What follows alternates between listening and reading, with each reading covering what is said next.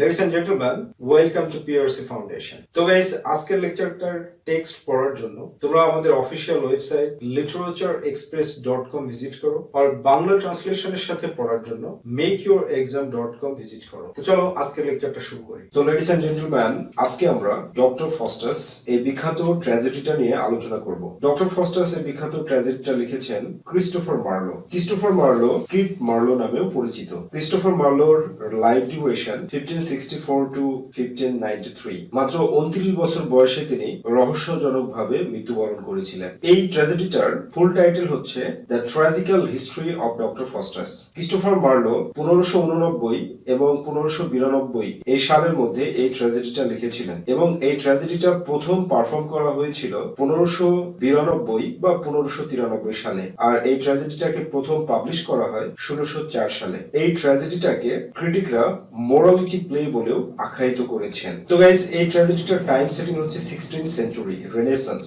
Renaissance মানে কি? Rebirth, পুনর্জাগরণ, পুনর্জন্ম। আর এই ট্র্যাজেডিটার প্লেস সেটিং হচ্ছে Wittenberg, Germany, Rome, court of German emperor Charles fifth, palace of duke of Vanholt of Germany. এই প্লেস সেটিং গুলো এখানে পাওয়া যাবে। এই প্লেটাতে 5টা অ্যাক্ট রয়েছে। আর একটা ইন্টারেস্টিং ইনফরমেশন হচ্ছে এই platter source of plot Christopher Marlowe একটা বই পড়ার মাধ্যমে অর্জন করেছিলেন। আর সে বইটার নাম হচ্ছে ফস্টবাচ, যেটা লিখেছিলেন একজন জার্মান স্কলার, তার নাম হচ্ছে ফ্রাঙ্কফার্ট।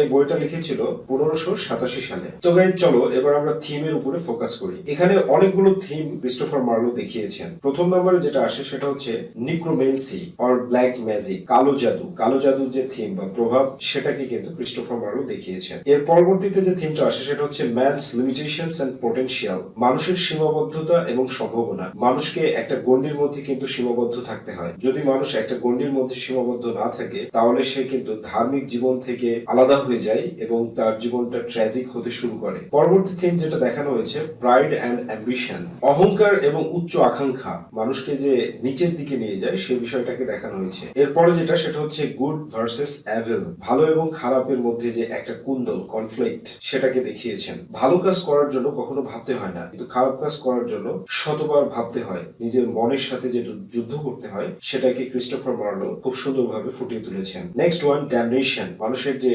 অধপতন, বিলুপ্তি, নিচের দিকে নেমে যাওয়া, সেটাকে দেখিয়েছে। মানে একটা মানুষ যত বড় হতে চাইবে, সে তত নিচের দিকে নেমে যাবে যদি তার লিমিটেশনটা সে ক্রস করে ফেলে। এরপরে যেটা সালভেশন, মার্সি অ্যান্ড রিডেমশন, মুক্তি, দয়া এবং যেটা হচ্ছে প্রায়শ্চিত্ত, যে বিষয়টা, মানুষ কিভাবে পাপ থেকে মুক্তি পেতে পারে, ঈশ্বরের দয়া পেতে পারে এবং একটা সুন্দর জীবনযাপন করতে পারে, সেই পন্থাটাকেও ক্রিস্টোফার মার্লো কিন্তু দেখিয়েছেন এই ট্র্যাজেডিটাতে। আর বেসিক্যালি এটার কারণে এই ট্র্যাজেডিটাকে কিন্তু মোরালিটি প্লে নামে আখ্যায়িত করা হয়। এরপরে যে থিমটা দেখানো হয়েছে সেটা হচ্ছে ভ্যালুইং নলেজ ওভার উইজডম, অর্থাৎ এখানে বিষয়টা হচ্ছে এটা যে প্রজ্ঞার চাইতে বেশি যদি জ্ঞানকে মূল্যায়ন করা হয়, তাহলে মানুষ সেটা ভুল করে। তো আমি এখানে নলেজ এবং উইজডম এই দুইটার মধ্যে যে পার্থক্য রয়েছে সেটা আমি তোমাদেরকে একটু জানিয়ে দিই। উইজডমটা হচ্ছে মানুষের সহজাত, ইনহেরেন্ট, মানে মানুষ জন্মসূত্রে এটা লাভ করে। আর নলেজটা হচ্ছে কি অর্জিত জ্ঞান। এই দুইটার যদি প্রপার কম্বিনেশন হয়, তাহলে মানুষের জীবনটা সফল হয় এবং সুখের শান্তিতে পরিপূর্ণ হয়ে যায়। আর এই দুইটার যদি কম্বিনেশন না হয়ে প্রজ্ঞার উপরে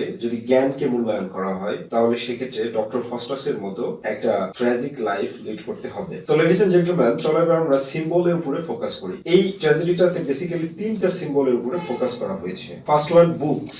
বুকস হচ্ছে এই ট্র্যাজেডিটাতে নলেজ এবং উইজডমের প্রতি ডক্টর ফস্টাসের যে অ্যাটিটিউড, সেই অ্যাটিটিউডের প্রতীক হিসেবে দেখানো হয়েছে। অর্থাৎ ডক্টর ফস্টাস প্রায় সব বই পড়ে ফেলেছে। সে মেডিসিনে প্রজ্ঞা অর্জন করেছে, সে থিওলজিতে মানে ধর্মে প্রজ্ঞা অর্জন করেছে, সে ল, আইনে প্রজ্ঞা অর্জন করেছে। এভাবে মেজর ব্রাঞ্চেস অফ নলেজ, যতগুলো মেজর ব্রাঞ্চ রয়েছে জ্ঞানের, সবগুলোর উপরে সে প্রজ্ঞা অর্জন করেছে, এক্সপার্টনেস গেইন করেছে। কিন্তু তারপরেও সে স্যাটিসফাইড না, এবং বই পুস্তকগুলো তার কাছে কিন্তু যে এখন মনে হচ্ছে যে এগুলা একটা ফালতু জ্ঞানের জায়গা। কারণ ডক্টর ফস্টাস এত জ্ঞানী হওয়ার পরেও সে কিন্তু ক্ষমতাবান এবং ধনী ব্যক্তি হতে পারেনি। এরপরে যে সিম্বলটা দেখানো হয়েছে সেটা হচ্ছে অ্যাঞ্জেলস। এখানে অ্যাঞ্জেলস আর কিছু না, personification of human heart. That means symbolically এটাকে রিফ্লেক্ট করা হয়েছে যে মানুষের অন্তরের মধ্যে যে খারাপ এবং ভালো এই দুইটা দিক রয়েছে, সেই বিষয়টাকে এখানে ক্রিস্টোফার মার্লো অ্যাঞ্জেলস দ্বারা সিম্বলিক্যালি রিপ্রেজেন্ট করেছেন। এরপরে সবচেয়ে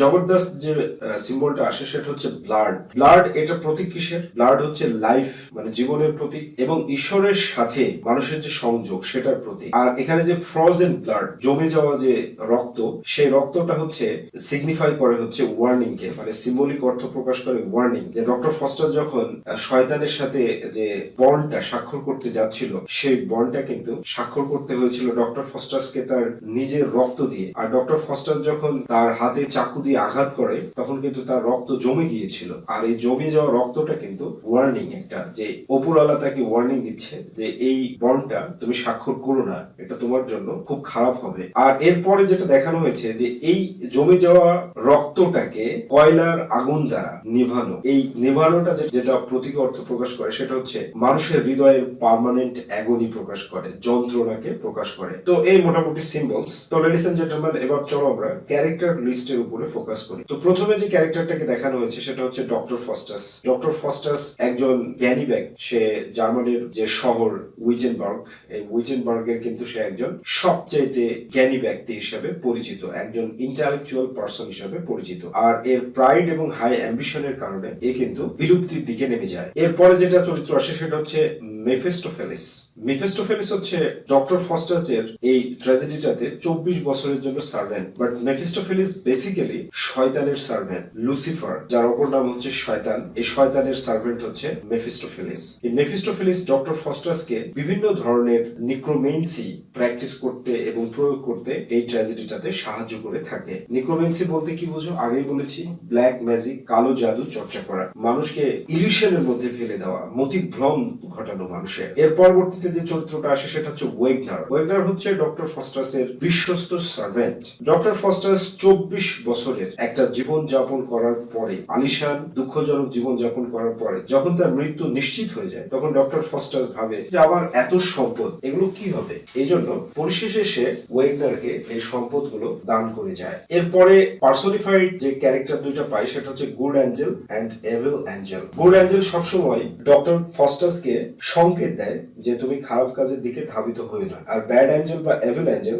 সবসময়ের জন্য ডক্টর ফস্টাসকে প্রলুব্ধ করতে থাকে যে এটাই আসল জীবন, সম্পদ, ক্ষমতা, এটাই হচ্ছে আসল জীবন, এর চাইতে আর কোনো জীবন নেই। তো আসলে এই দুইটা ক্যারেক্টার হচ্ছে সিম্বলিক বা অ্যালিগোরিক্যাল ক্যারেক্টার, যার মাধ্যমে ক্রিস্টোফার মার্লো মানব হৃদয়ের যে রিফ্লেকশন, মানুষের মধ্যে যে ভালো এবং খারাপ প্রত্যেকটা মানুষের মধ্যে রয়েছে, সেই বিষয়টাকে ফুটিয়ে তুলেছেন। এই মোটামুটি মেজর ক্যারেক্টার্স। এবার চলো আমরা মাইনর ক্যারেক্টারের দিকে দৃষ্টি দিই। মাইনর ক্যারেক্টার বলতে এখানে যেটা আছে সেটা হচ্ছে প্রথমে ভ্যালডেস।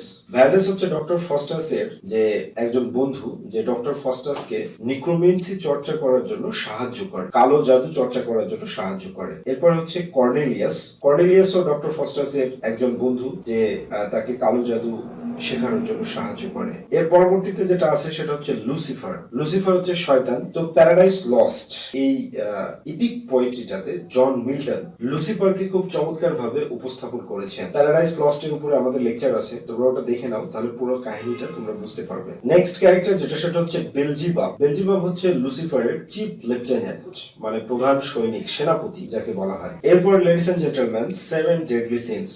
7 ডেডলি সিনস এটা হচ্ছে পার্সনিফাইড ক্যারেক্টার, মানে পৃথিবীতে কোন 7টা জিনিস হচ্ছে ভয়ঙ্কর অপরাধের বা পাপের, সেই জিনিসটাকে ডক্টর ফস্টাস এই ট্র্যাজেডিটাতে ক্রিস্টোফার মার্লো খুবই চমৎকার ভাবে ফুটিয়ে তুলেছেন। তো 7 ডেডলি সিনস এই টার্মটাকে মনে রাখার জন্য আমি একটা সেন্টেন্স বলছি তোমাদেরকে, তোমরা এই সেন্টেন্সটা সুন্দরভাবে বুঝো, তাহলেই এগুলো তোমাদের সারা জীবনের জন্য মাথায় থেকে যাবে। সেন্টেন্সটা হচ্ছে LGSPC উই হ্যাভ। এখানে এল শব্দের অর্থ হচ্ছে লিকারি। লিকারি মানে হচ্ছে লম্পট বা ভ্রষ্টাচার, যেটা সেটা হচ্ছে লিকারি। এরপরে কি জি, জি মানে হচ্ছে গ্লুটনি। গ্লুটনি মানে হচ্ছে সবসময় খাই খাই স্বভাব করা, এইটা। তারপরে কি S, S stands for sloth, অলসতা। অলসতা একটা 7 deadly sin। এরপরে যেটা আসে সেটা হচ্ছে P। P stands for pride, অহংকার। C stand for covetousness, মানে হচ্ছে প্রলোভন, লোভ। We have, তাহলে we এর মধ্যে কি আসে? We W দ্বারা বোঝানো হয়েছে wrath, ক্রোধকে, আর E দ্বারা বোঝানো হয়েছে envy, ঈর্ষাকে। তাহলে এই 7টা জিনিস 7 deadly sins, এটা মনে রাখবে। আর এই 7টা জিনিস হচ্ছে evil nature of human beings। সুতরাং এই 7টা জিনিসকে তোমার কি করতে হবে? প্রতিরোধ করতে হবে, তাহলে তোমার evil nature of human beings এটা থেকে তুমি মুক্তি পাবে। এরপরে ফাইনালি যেটা আসে সেটা হচ্ছে অ্যান ওল্ড ম্যান। এই ওল্ড ম্যানের চরিত্রটা হচ্ছে ডক্টর ফস্টাসকে বারবার রিপেন্ট করার জন্য। এই ট্র্যাজেডিটার শেষে সে কিন্তু অনুরোধ করে এবং উপদেশ দেয়, কিন্তু ডক্টর ফস্টাস প্রথমে মনে করে যে ঠিক আছে আমি রিপেন্ট করব, কিন্তু শয়তান ওই মুহূর্তে ডক্টর ফস্টাসকে কিন্তু হুমকি দামকি দেয়, যার ফলে ডক্টর ফস্টাস তার প্রায়শ্চিত্তটা করতে পারে না। এই মোটামুটি basic information. By the end of the lecture I believe that this is the very lucrative lecture for you. আর এতটুকু যদি তোমার এই লেকচারটা থেকে সাহায্য হয় বা সাহায্য আসে, হেল্প আসে, তাহলে লেকচারটা তুমি শেয়ার করো, কারণ তোমার একটা শেয়ারের মাধ্যমে আরো অনেক স্টুডেন্টস উপকৃত হবে। আজকের লেকচার এই পর্যন্তই। আগামী লেকচারে আবার সাক্ষাৎ হবে। Be happy and successful.